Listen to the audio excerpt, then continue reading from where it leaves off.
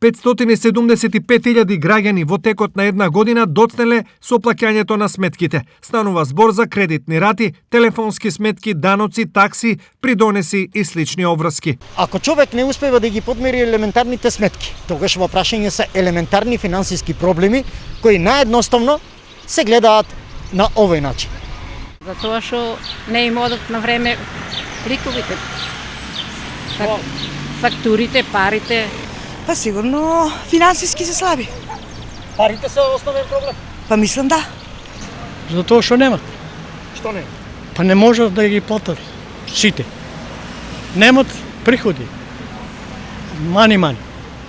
Па пари за лепнека има, друго како има така. Некои немат пари, некои не сакат да ги платат.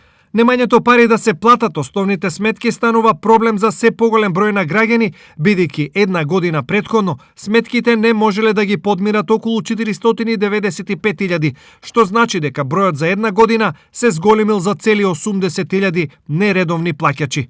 Сепак, она што запрепастува се бројките. Во 2018 година месечните долгови биле 13,2 милиарди денари.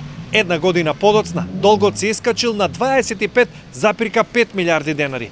Дали одложувањата на долговите е едно од решенијата?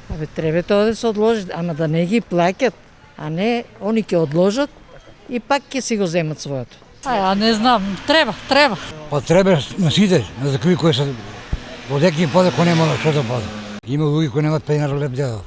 Колку вакви или слични чекори суштински ќе помогнат е дискутабилно, зашто долг е долг и кога тогаш мора да се плати. Ова се однесува на 380.000 македонски државјани кои имаат кредитни обврски и финансиски лизинг, а секоја година просечно 23.000 нови граѓани подигаат кредити и се обидуваат да решат некои проблеми.